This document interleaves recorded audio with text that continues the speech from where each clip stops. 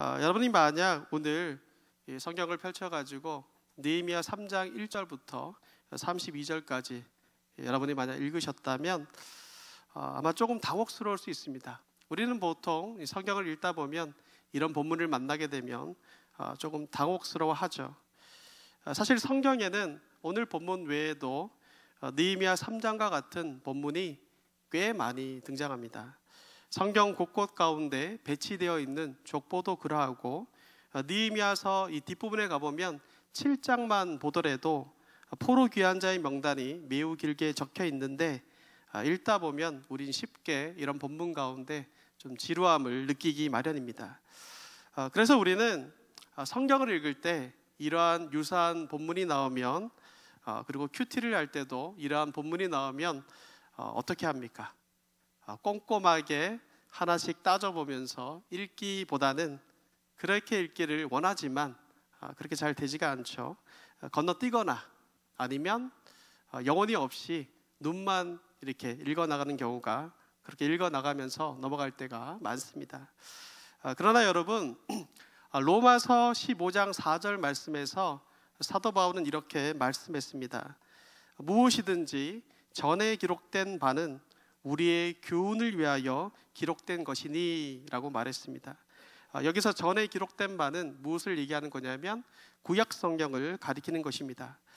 그렇기 때문에 이 바울이 이렇게 말한 것처럼 오늘 우리가 보는 느헤미야서 3장도 분명히 우리 가운데 어떠한 교훈을 주기 위하여 기록된 것임을 우리가 기억해야 합니다.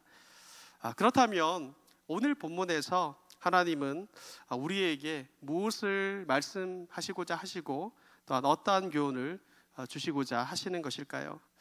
오늘 본문은요, 예루살렘 성벽 재건에 참여하는 자들을 그들의 이 명단들을 우리 가운데 보여주면서 몇 가지 성벽 재건의 원리들을 우리 가운데 가르쳐주고 있는데 이러한 원리들은 오늘날 저희가 속해 있는 교회의 공동체를 건강하게 그리고 바르게 세우는 것으로 고스란히 적용될 수 있다는 것을 우리는 볼 수가 있습니다. 오늘 저녁에 이 말씀을 우리가 좀 나누면서 우리에게 건강한 교회의 공동체를 세우는데 어떤 필요한 원리가 무엇인지 그 교훈이 무엇인지를 함께 나누어 보기를 원합니다. 먼저 이 원리들을 좀 먼저 나누기 전에요, 이야기하기 전에 내용의 이해를 위해서 느헤미야서 3장 전체의 구조를 먼저 알아야 할 것입니다. 저희가 시간 관계상 3장 전체를 함께 읽지 않았지만 여러분 3장을 딱 펼쳐보시면 가장 많이 나오는 두 단어가 있습니다.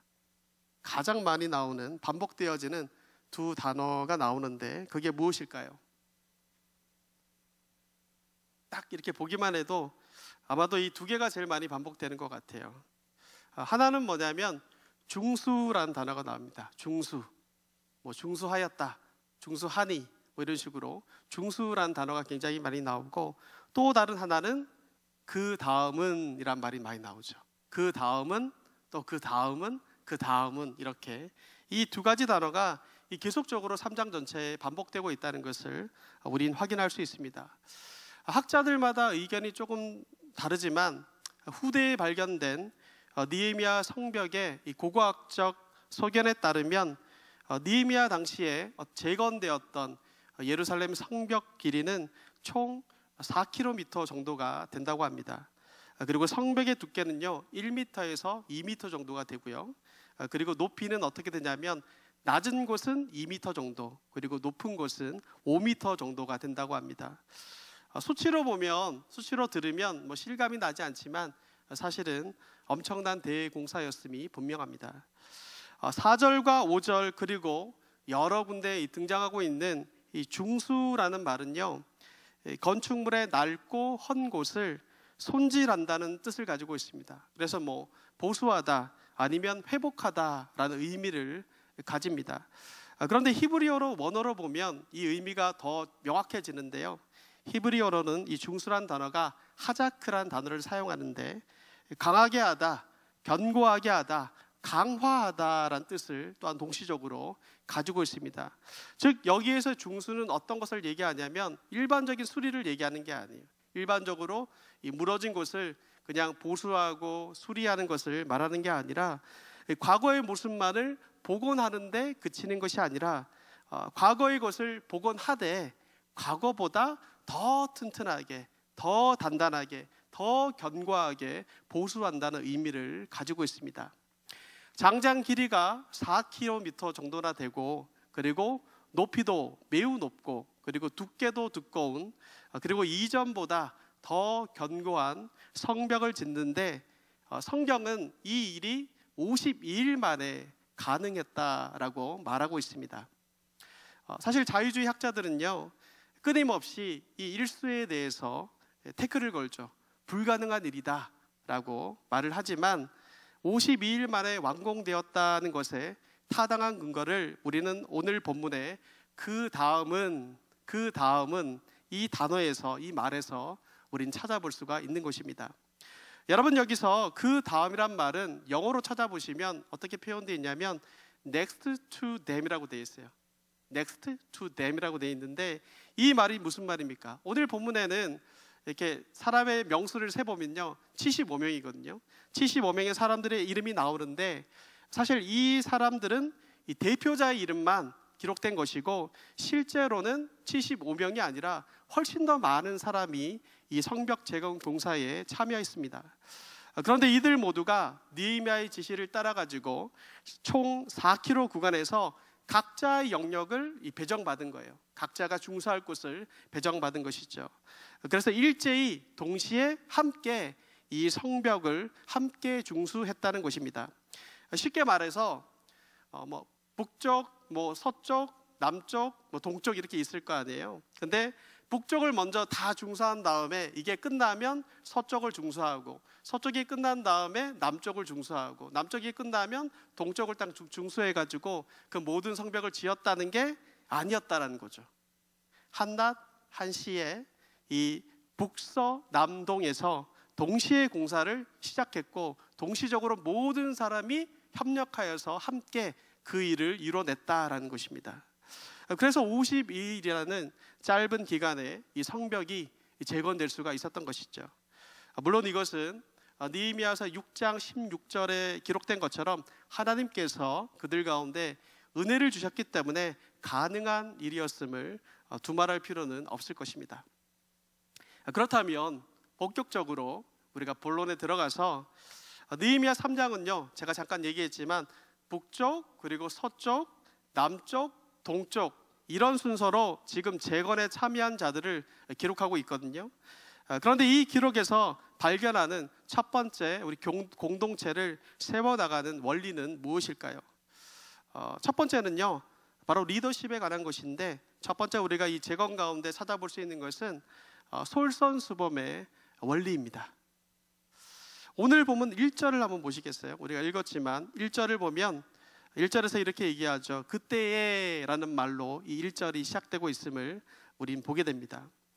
여기서 말하는 그때에는요 2장에서 그 앞에 내용이었던 2장에서 느헤미야가 예루살렘에 있는 동포들에게 호소를 하죠. 호소를 하면서 그들이 일제히 그 호소를 듣고 일제히 성벽을 건축하자라고 말한 때를 의미합니다.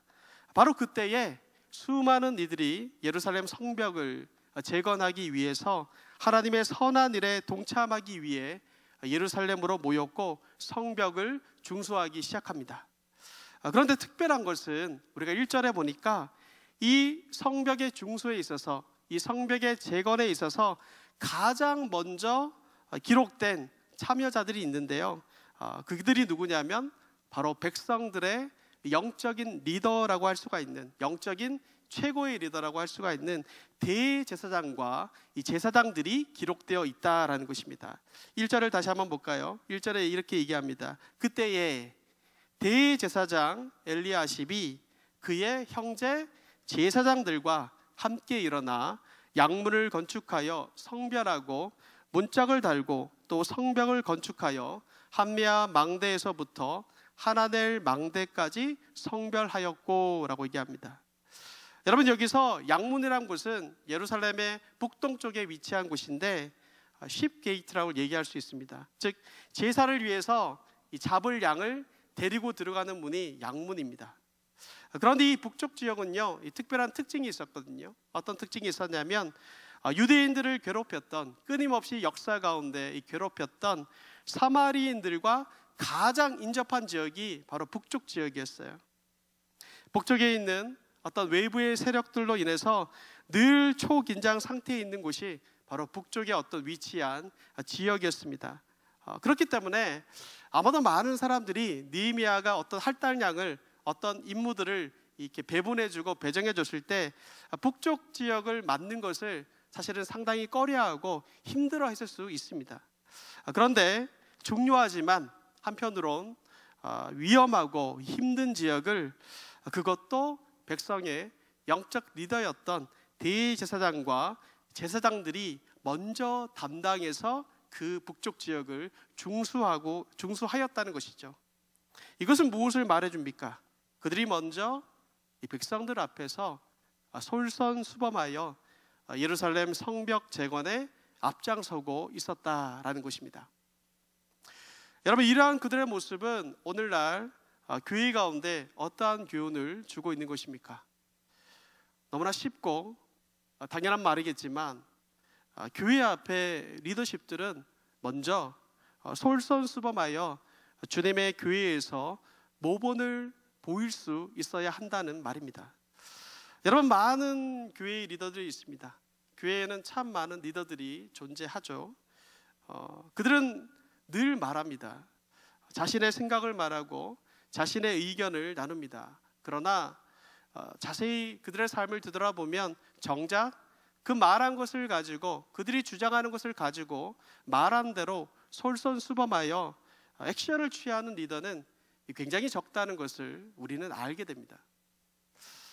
교회를 알면, 직분을 알면 교회가 보인다라는 이 저서를 쓴 이성호 교수는 오늘날 교회 직분자들이 저지르는 가장 큰 잘못 중에 하나는, 직분이라는 것은요, 직분의 위치를 나타내는 직위라는 게 있고요, 그리고 직분자가 섬겨야 할 내용인 직무가 있는데, 직분자들이 직위를 가지는 것은 굉장히 선호하고 좋아하지만 직무를 성실하게 감당하지 않고 등한시하는데 교회의 직분에 피해가 나타난다라고 그는 얘기했습니다. 그러니까 쉽게 말해서 목사도 그렇고 장로님도 그렇고 안수 집사님도 그렇고 다른 직분자들이 직위를 가지는 건 굉장히 선호해요. 직위를 가지는 것까진 좋아해요. 그런데 그 직위에 따른 삶을 사는 것, 즉 직무를 지키는 것에는 이 직분자들이, 다른 말로 하면 리더십들이 신실하지 못한다는 것입니다. 감투만 좋아하고 그에 대한 의무는 내팽개친다는 것이죠. 그런 면에서 오늘 대제사장과 이 제사장들이 보여주고 있는 이러한 어떠한 솔선수범의 모습은 우리 가운데 어떻게 보면 큰 감동과 도전을 주고 있다라고 볼 수가 있습니다.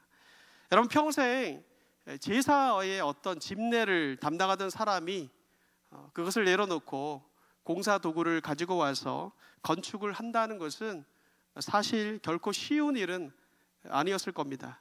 이것은 분명 그들에게도 큰 도전이었을 겁니다. 그러나 가장 힘들어하고 가장 꺼려하고 가장 가기 싫어한 곳, 그리고 위험한 곳에서 그들이 먼저 느헤미야의 명령에 따라, 느헤미야의 배분에 따라 순종하여서 그곳에 가가지고 일하고 있는, 솔선수범하여 직무를 성실하게 이행하고 있는 그들의 모습은 다른 곳에서 함께 일하고 있는 백성들에게 분명 큰 위로와 격려가 되었을 거라고 생각이 듭니다. 솔선수범의 원리, 다른 형제 자매들을 위하여 우리가 내가 먼저 무언가를 더 섬기고자 하는 그 마음, 건강한 교회의 공동체를 세우기 위한 중요한 원리가 아닌가 생각을 해봅니다. 그런데 흥미로운 것은요, 대제사장과 이 제사장들과 같은 리더십들은 적극적으로 이 솔선수범해가지고 성벽 재건에 참여를 했지만, 반면에 공사에 참여하지 않는 리더들도 있었다는 것을 우리 3장에서 발견할 수가 있습니다. 5절을 한번 보시겠어요? 느헤미야서 3장 5절을 보시면 이렇게 얘기합니다. 그 다음은 드고아 사람들이 중수하였으나, 그 다음 말이 나오는데요, 그 귀족들은, 드고아 귀족들을 얘기하는 거죠. 이 귀족들은 그들의 주인들의 공사를 분담하지 아니하였으며 라고 얘기합니다. 분명 1절에서는 이 대제사장과 제사장들이 리더십으로서 솔선수범해가지고 열심히 성벽 재건을 하는 모습을 보여주는데, 5절에서는 뜻밖에도 어떤 높은 위치에 있고 어떤 리더의 위치에 있는 사람들이 그런 공사 가운데 적극적으로 참여하지 않는 자도 있었다는 것을 느헤미야는 밝히고 있죠. 여러분, 교회 안에 사실은 어떤 일을 할 때 어떠한 것을 해나가고 하나님의 일을 함께 하자라고 독려하면서 그 일을 우리가 해나갈 때 사실은 항상 이런 분들이 있기 마련입니다. 드고아는요, 어떤 상징적인 의미가 있냐면 구약시대 때 정의를 외쳤던 아모스 선지자의 고향이거든요. 그들은 주인의 공사를 분담하지 않았다라고 얘기합니다. 그 드고아 귀족들은요. 여기서 주인은요, 느헤미야를 가리키는 것 같습니다. 즉 그들은 느헤미야와 어떤 친분이 있었고 가까운 사이였지만 왜인지는 정확하게 알 수 없어요. 왜인지는 정확하게 우리가 알 수 없지만 공사의 이 재건 가운데 적극적으로 참여하지 않았고 다른 이들 가운데 미루었다는 것을 보게 됩니다. 여러분, 어느 공동체이든지 이런 분들이 있기 마련이지만 그들이 어느 정도 특권을 누리고 있는 귀족으로서 보여주는 이러한 행동은 분명 아름답게 보이지만은 않습니다. 그렇기 때문에 불명예스럽게도 이 사실이 성경 가운데 지금 딱 기록되어 가지고 수많은 후세대들에게 전해졌고 오늘날의 우리도 지금 이것을 보고 있는 것이죠. 그러나 저는 이들이 왜 리더로서 이 성벽 재건 가운데 참여하지 않았나라고 책망하는 것에 초점을 맞추기보다 이런 상황 가운데 있는데 왜 느헤미야는 이런 그들에게 동참하라라는 이 권고를 하지 않았을까에 주목하고 싶습니다. 사실 여러분, 느헤미야는요, 아닥사스 왕이 파견해가지고 유다 총독으로 온 사람이거든요. 그러면 절대적인 권력을 가지고 있는 사람이에요. 마음만 먹으면 그들에게 권고를 하고 그들에게 충고를 하고 아니면 명령을 해가지고 그들이 공사의 재건 가운데 참여하게 충분히 만들 수도 있었습니다. 얼마든지 가까운 그들을 재건 가운데 참여하라고 설득하거나 권고를 할 수가 있었습니다. 지금 한 사람이 아쉬운 판국이기 때문에 그들 가운데 적극적으로 권고하고 막 얘기해가지고 참여하라고 얘기했을 것 같은데, 이상하게도 느헤미야는 웬일인지 그들이 동참하지 않은 것에 대해서 어떻게 보면 용인하고 있는 것 같은 그런 분위기를 우리 가운데 보여주고 있다라는 것입니다. 왜 그랬을까? 곰곰이 생각해 볼 때 느헤미야는요, 아마도 이 하나님의 일에 성벽 재건을 하는, 영적으로 보면 하나님의 나라의 회복을 위하여서 이 일을 감당하는 영적인 일에 백성들이 스스로 자원하여서 기쁨으로 이 일에 참여하기를 진정으로 원했던 것 같습니다. 그래서 억지로 그들을 설득하거나 혹은 강압적으로 푸시하지 않았다는 겁니다. 이러한 느헤미야의 행동에서 우리는 공동체를 세워나가는 또 하나의 원리를 발견하게 되는데, 그것은 바로 공동체 원들에 대한 어떤 다른 형제 자매들에 대한 사랑과 그에 따른 기다림이 있었다는 것을 우리는 볼 수가 있습니다. 여러분, 성벽 재건이 너무나 급하다고 해서 느헤미야는 결코 백성들을요 강제적으로 푸시하거나 강제적으로 그들을 그 일에 동원하지 않았습니다. 호소는 했지만 결정은 백성들에게 맡기는 거예요. 호소는 했지만 그 결정을 백성들에게 맡기고 그들이 정말 스스로가 기뻐하여서 마음 가운데 그 마음이 나와가지고 이 자원하는 마음을 가지고 정말 주님의 나라를 회복하고자 하는 그 소망을 가지고 그 일에 동참하기를 느헤미야는 정말 바랬던 거예요. 그래서 그리고 그렇게 참여하지 못한 자들에 대해서 묵묵하게 그가 인내로서 기다렸다는 것을 우리는 확인할 수가 있는 것입니다. 여러분, 교회도요, 어떤 여러 사람이 모인 공동체이기 때문에 가끔은요, 의견이 서로 간에 충돌하거나 리더십의 의견에 따르지 않는 사람들이 있음을 보게 됩니다. 가끔은 그 따라주지 않는 의견들이 타당성이 없거나 받아들이기 힘들 때도 있습니다. 그러나 교회 리더십들은 그런 때라도 그들을 품어주고 기다려줄 수 있는 큰 사랑과 끝까지 기다려줄 수 있는 인내가 필요합니다. 왜냐하면 예수님께서 이 땅 가운데 오셔서 자신의 제자들을 대하신 방법이 바로 그런 방법이었고, 또 오늘날도 예수님은 우리 각자의 삶을 바라보시면서 오래 참으시고 인내로 여전히 기다리시는 분이기 때문입니다. 여러분, 제자들이요, 요즘에 우리가 요한복음서를 묵상하고 있으니까 제자들이 3년 동안이나 예수님과 함께 동고동락을 했음에도 불구하고 십자가에 달리시기 전날 밤 그들이 했던 짓이 뭐냐면 서로 누가 크냐라고 서로 싸우는 것이 그들이 한 행동이었습니다. 그런 그들에게 예수님은 아무런 말도 하지 않으시고 겉옷을 벗으시고 허리에 수건을 두르시죠. 그리고 대야에 물을 담아 제자들 앞에 가지고 와서 제자들의 발을 한 명씩 정성껏 씻기셨습니다. 그리고 그들에게 이렇게 얘기하시죠. 내가 너희에게 이렇게 한 것처럼 너희가 서로 사랑하라고 말씀하셨습니다.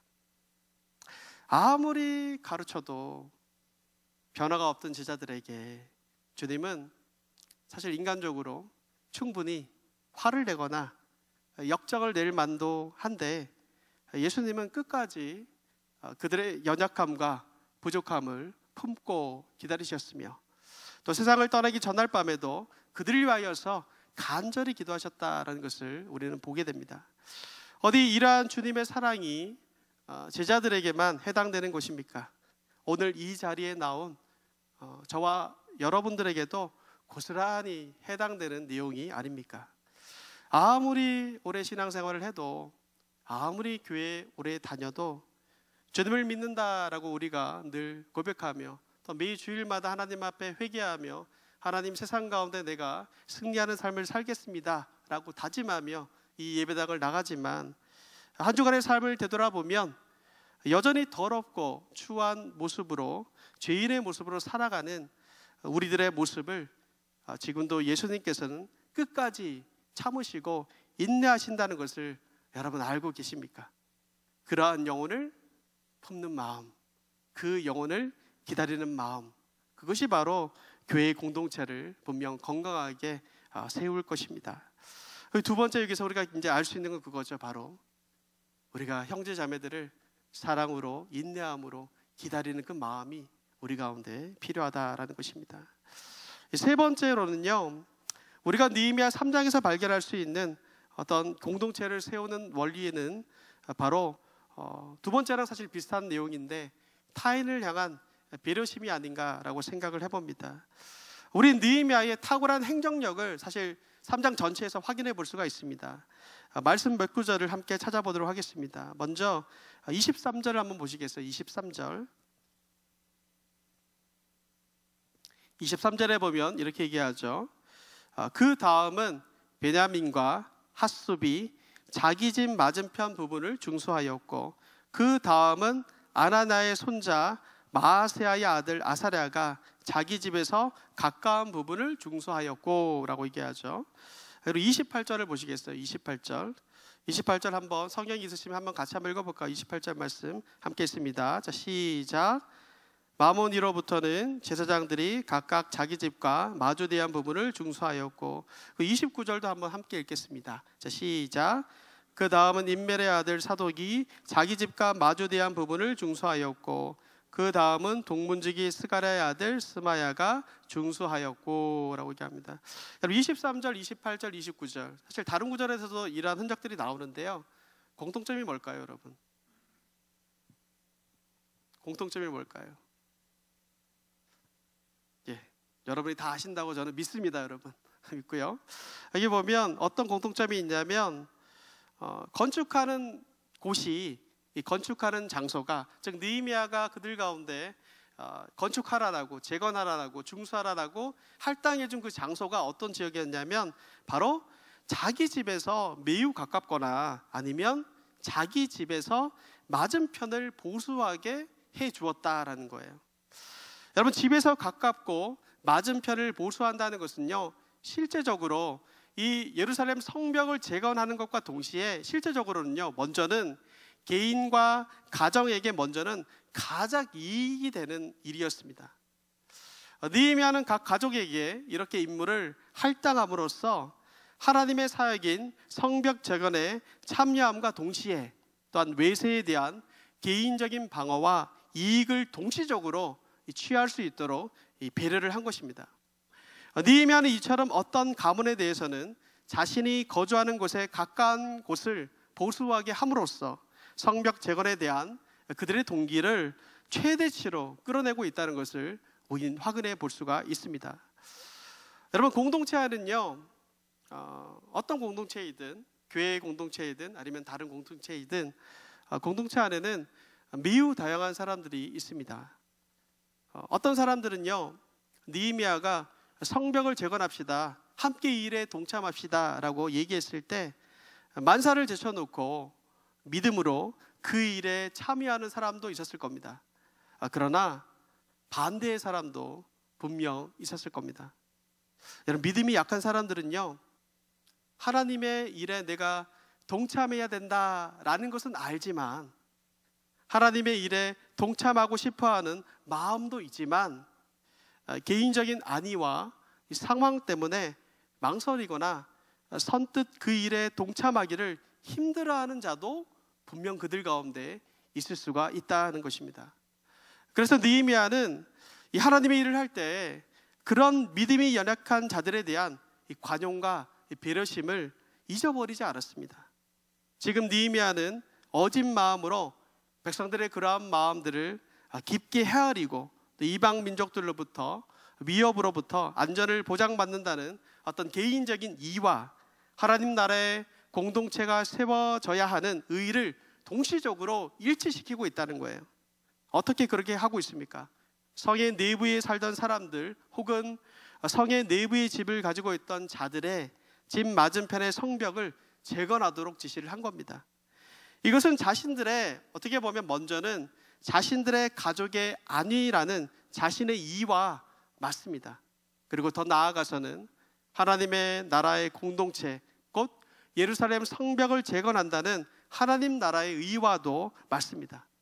느헤미야는 이처럼 지혜롭고도 전략적으로 이 모든 상황을 판단했고, 우리 이 모습 속에서 사람들의 어떤 연약함을 섬세하게 배려하고 있는 그의 따뜻한 성품을 확인해 볼 수가 있는 것입니다. 이러한 배려심이 오늘날 공동체 가운데 이 건강한 공동체를 세우기 위해서 필요한 것은 아닌가라고 생각을 해봅니다.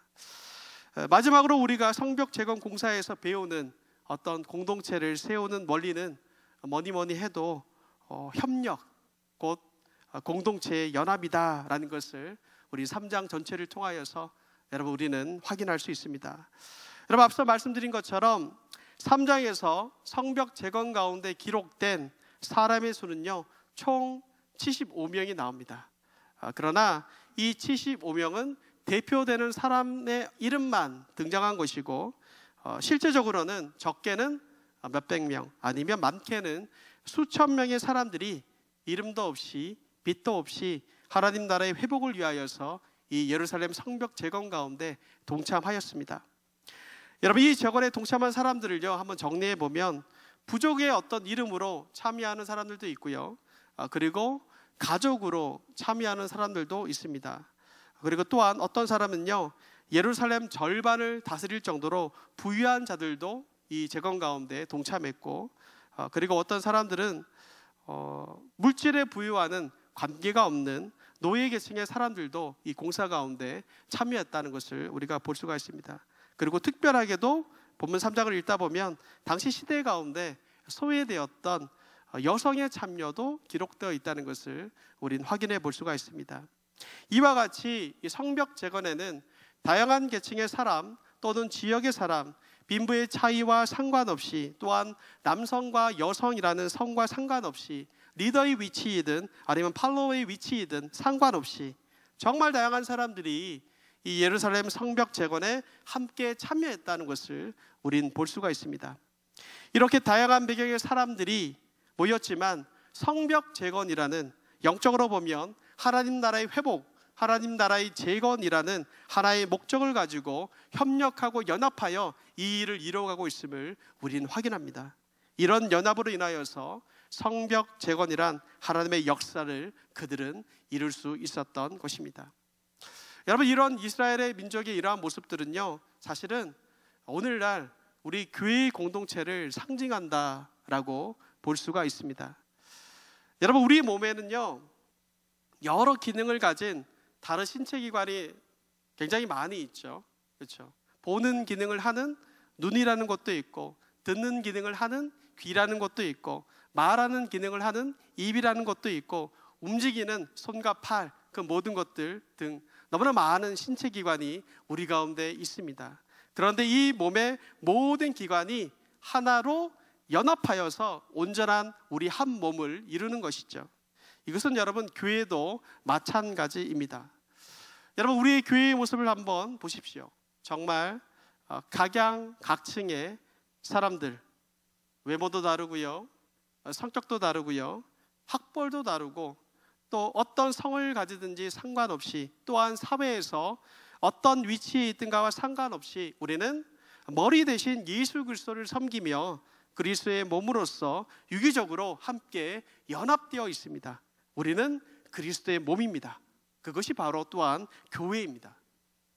그런데 우리가 기억해야 할 것은 몸의 다양한 각 신체 기관이 전부 다, 우리 몸에 있는 모든 신체 기관이 중요하지 않은 데가 없잖아요. 모두 다 매우 중요한 것처럼 그리스도의 몸된 교회를 이루고 있는 우리 모든 구성원 한 명 한 명도 매우 중요하다는 사실입니다. 그리스도의 몸을 이루고 있는 우리 중에 중요하지 않는 이는 아무도 없습니다. 모든 몸의 신체 기관이 서로 유기적으로 협력하고 완전해야지만 건강한 몸이 되는 것처럼 교회도 여러분 마찬가지입니다. 저희 중에 교회를 이루어가는 지체로 중요하지 않은 분은 단 한 분도 없습니다. 우리 교회 모두 교회의 몸으로 서로 연합하여 협력할 때 우리가 진정으로 건강하고 완전한 교회를 이루어갈 수가 있다라는 것입니다. 여러분, 신앙생활을 하다 보면 아니면 신앙생활에 대해서, 교회에 대해서 아예 모르는 분들도 이렇게 생각하는 경우가 많은 것 같습니다. 그게 뭐냐면 교회는 특별하게 몇 사람에 의하여서 움직여진다라고 생각하는 겁니다. 예를 들어 가지고 저희 교회는 초교파지만 장로교 교리를 따르니까요, 장로교 같은 경우는 목사나 장로에 의해서 교회가 움직여지고 좌지우지되고 그분들만 있으면 교회가 앞으로 나아간다라고 생각합니다. 그러나 여러분, 결코 그렇지 않습니다. 교회에 하는 모든 지체가 함께 연합하지 않으면, 협력하지 아니하면 이루어지지 아니하고 되지 않는 일이 얼마나 많은지 모릅니다. 오늘 지금 우리가 드리고 있는 이 예배를 여러분 한번 생각해 보십시오. 잘 모르실 수도 있겠지만 이 예배는 사실 여러분들의 섬김과 수고를 통하여서 이루어지고 있는 것입니다. 이름도 없고 빛도 없이 섬기는 그분들이 있기 때문에 우리가 이 축복을 함께 누리면서 경험할 수가 있는 것입니다. 그분들 각자의 머리 대신 예수 그리스도를 향한 섬김과 충성이 없다면 결코 우리가 이렇게 편안하게 이 자리에 나와서 은혜롭게 예배를 드릴 수는 없었을 것입니다. 교회의 몸이 여러 지체가 연합하여서 협력하여 이 예배를 하나님께 올려드릴 수 있는 것처럼 교회의 구성원이 모든 지체가 연합하여 한 마음으로 몸된 교회를 섬기며 나아갈 때 비로소 14년 동안 재건되어지지 않았던 성벽이 느헤미야 시대에 52일 만에 건설되었던 것처럼 놀라운 하나님의 역사가 저희 교회 가운데도 일어날 줄 믿습니다. 여러분, 최근에요, 이제 코로나 바이러스로 인해서 코로나 19로 인하여서 아직 미국은 모르겠지만 한국 교회는 이제 사실 영상 예배로 우리의 어떤 주일 예배나 뭐 이런 금요 예배를 대처하는 교회가 상당히 많아졌습니다. 그런 교회 중에 어떤 목회자가 이제 영상 예배를 이제 하려고 이제 영상을 찍었을 거 아니에요. 그런 영상 예배를 드리면서 자신이 미처 예전에는 깨닫지 못했던, 자신의 어떤 설교 사역 가운데 미처 깨닫지 못했던 그런 깨달은 마음을 페이스북에 기록한 것을 제가 보게 되었습니다. 그 글을 잠깐 요약해서 여러분에게 읽어드립니다. 어제 온라인 설교를 처음 해보니 평상시 주일에 앉아 계신 성도님들이 설교 사역에 있어서 얼마나 중요한 역할을 하고 계시는지 저는 처음 새삼 깨닫게 되었습니다. 벽 보고 카메라를 보고 설교를 하니 평상시 말하는 습관이나 저의 모든 설교 스타일이 다 깨져버렸습니다. 어색하고 불편하고 깝깝하고 보통 힘든 게 아니었습니다. 한마디로 설교를 망쳤습니다. 확실히 설교는 쌍방향 소통입니다. 저희 혼자만의 사역이 아니라 우리 모든 성도와 함께 이루어나가는 사역입니다. 무엇보다 설교가 끝나고 아무도 없는 예배당, 그 허전함과 막막함이란 말로 다 표현하기 힘들었습니다. 이때까지 저는 설교를 자리에 앉아있는 성도님들과는 상관이 없이 제가 주도적으로 수고하고 성령님이 이루어 가시는 사역이라고만 생각했었습니다. 그러나 이번 기회를 통하여서 한 가지 놀라운 사실을 깨닫게 되었습니다. 자리에 앉아 계신 성도님들이 설교자에게 얼마나 큰 도움을 주고 계신지, 더 나아가서 그분들이 함께 있기 때문에 제가 감당할 수 있는 하나님의 거룩한 사역이 바로 설교임을 알게 되었습니다. 그래서 이 모든 시기가 지나고 성도님들과 함께 만나 하나님을 예배하는 그 날이 오길 사모하고 또 기다립니다 라고 어떤 목회자가 막상 온라인 예배를 드려보니까 자신이 느꼈던 설교 사역에 대한 감정을 이렇게 글을 적었습니다. 여러분, 이처럼 사실 어떻게 보면 목회자의 주도적인 사역이라 생각되는 설교도요, 사실은 목회자 혼자 이뤄내는 사역이 아니다라는 것이죠.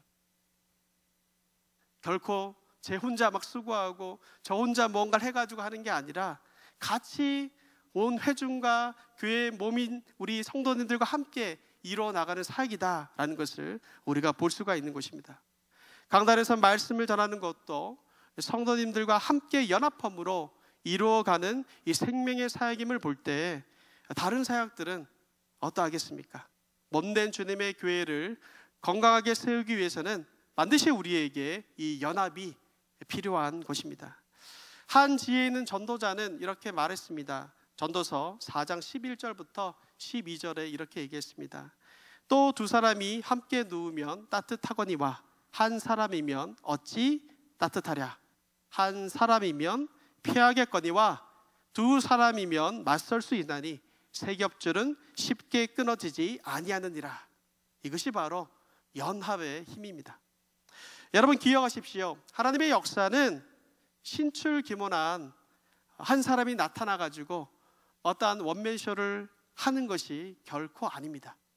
하나님의 백성들이 주신, 하나님의 백성들 각자에게 주신 하나님의 비전을 따라서 최선을 다해서 함께 협동해서 연합하는 그 원리를 통하여서 교회가 건강하게 세워질 수 있다는 것을 우린 기억해야 될 것입니다. 오늘 우리는 느헤미야 3장에서 나타난 주님께 헌신한 많은 신앙의 선배들을 보면서 저희 교회를 건강하게 세우는 귀한 교훈을 얻습니다.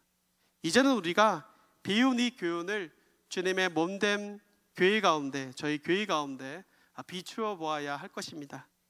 여러분, 솔선수범하고 있습니까? 이게 굉장히 쉬운 말 같은데, 그리고 쉬울 것 같은데 쉽지 않은 거죠. 신앙생활을 오래 하면 할수록 엉덩이가 왜 이렇게 무거워지는지 일어나기가 싫어요. 솔선수범하고 있습니까? 그것이 주님의 일이라면, 주님께서 원하시는 것이라면 최우선에 서서 먼저 그것을 하려는 각오와 섬김의 마음이 우리 가운데 있습니까? 연약한 몸된 지체를 인내로 참고 기다리며 더 나아가서 그들을 위하여 기도하는 그 마음의 자세가 우리 가운데 있습니까? 그들이 하나님께 자원하여 나아올 것을 믿음으로 기다리며 기도하고 믿고 있습니까? 무엇보다도 머리 대신 그리스도 가운데 몸된 지체로 함께 연합하며 함께 협력하며 사역하고 있습니까? 내 옆에 있는 각 지체들을 진정으로 사랑하며 서로 존중하며 몸된 교회를 이루어가고 있습니까? 바로 이런 원리들이 우리 교회 가운데 풍성하게 드러나기를 소원합니다. 그리하여 세상 속에서 감당치 못할 교회, 주님의 뜻이 성취되어지는 도구된 교회, 그리고 성령 하나님의 살아계심이, 역사하심이 늘 나타나는 그러한 교회가 되기를 원합니다. 오늘 다시 한번 이 말씀을 우리 마음 가운데 새기며, 또한 우리의 삶 가운데, 우리 공동체 가운데 이 공동체를 건강하게 세워나가는 우리 모든 베들레헴 성도님들 되기를 간절히 기도합니다. 함께 기도하겠습니다.